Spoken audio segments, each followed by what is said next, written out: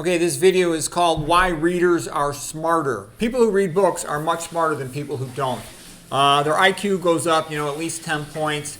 And a child that grows up reading all the time is just going to do better in everything that has to do with academics and thinking, which is a lot of things in life.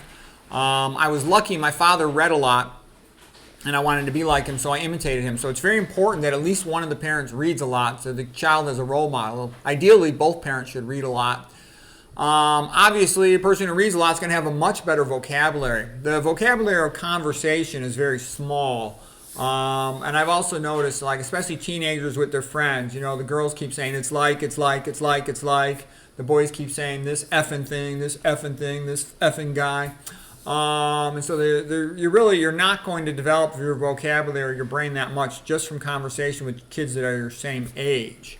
Later on, when you get into a specialty field, you'll have specialty field conversations in that area, or if you're lucky enough to have a friend that reads, you take a class together in college or something, or you're in a book club, you can develop vocabulary that way from conversation, but it's just not that available. Okay, and you can get some from watching educational videos on YouTube, but in general, you're going to spend a lot of time in your life alone, and you should be reading to develop this knowledge. You get technical vocabulary from books, but from a novel, you get tremendous, more widely applicable vocabulary, and that's useful to you for everything else you do in your life.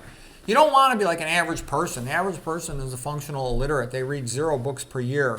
They have a very short attention span. They're really not capable of sophisticated thinking or knowledge. They kind of go through life like a cow. The more time a child spends with cell phones and digital devices, the worse they do in school, the worse their attention span, the more likely they got anxiety problems. And the average person you talk to them, they're always going to say, oh, I don't have any time to read. But that's completely untrue. It's simply because they don't value reading that they never given it serious thought.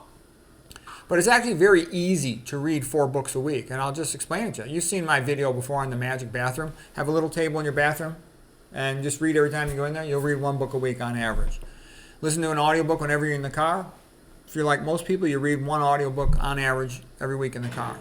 When you go on a treadmill, I routinely get through an entire book in 2.5 hours on a treadmill. Okay, now some books are longer. It's going to take longer. A lot of books, they're really like a 40-page essay, and they just make it into 250 pages to count it as a book. But you get the gist of it real fast. And I go over the books later and then summarize them in a knowledge management document for a given topic, diabetes, hypertension, whatever, or some other topic, Greek history, Roman history, whatever. Or I'll make a YouTube video about them as a book review. So that's 3 books a week right there. And then you read while you're eating dinner, if you're by yourself. And you'll easily, if you're focusing on a topic, you'll easily read another book there. And that'll give you 4 books a week. Okay? If you read 4 books a week, that'll be 208 books per year. That's pretty easy to do. That's easy. It depends how much time off you have from work. You need a little leisure time, but each day I get a day off, I can read a book on a treadmill. So if I have more days off, let's say I had 3 days off in a week, I'll read 3 books. So I'll be getting, 2 extra there, 6 books a week. Okay, paper books are a lot better than digital books. I know some people like digital books. The advantage is you can have a whole bunch of books on you, like your little tablet, computer, Kindle, or whatever. You spend more time when it's a paper book. You can mark it up with a pen, go back to it, dog-ear the pages. You can use it in the bathroom, I don't like to use the same thing that I'm walking around outside the house as what I have in the house. Stuff inside the house is relatively clean. The outside world is a mess. I was previously a surgeon, so I got this whole system of gradations of levels of cleanliness and sterility. And I can tell you, my non-medical family members think I'm crazy, but I know I'm right. I used to always use a paper towel to open the door handle, and they'd say, oh, you're scared of germs. How could you be a doctor? You're scared of germs. I go, no, it's not. I'm not scared of germs. Just because these idiots, they'll eat, greasy, finger-licking good chicken, and then they'll slime all the door handles. I don't want to slime my fingers when I'm going to be reading or working on a computer later. So anyways, readers have better attention spans. You're just good at anything intellectual. You're able to focus more on anything. The next thing is they have more knowledge. You got more knowledge in your head. That means you have a bigger database to think and to use to make your decisions. You develop a historical perspective on life. As Goethe had said, a man should have at least a 3,000. Pretty much a 3,000 is what you're going to get. Starting with the ancient Greeks. You really should start with the ancient Greeks. That's when man began to develop his mind. The other primitive cultures are mostly not that interesting. So you'll have a historical perspective. All the time I say to myself, what would Aristotle do? What would Cicero do? Okay?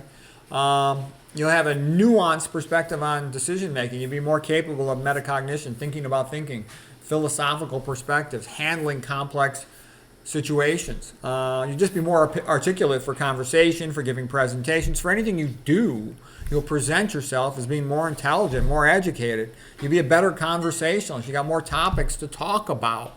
And you'll have this big reserve. Like if anybody messes with you, you could argue back. I occasionally run into guys who are jealous of me, and if they start getting into verbal argument with me, I can just beat the shit out of them because I got like this massive superior vocabulary and knowledge database that they don't even realize exists. And sometimes they get petty jealous of me.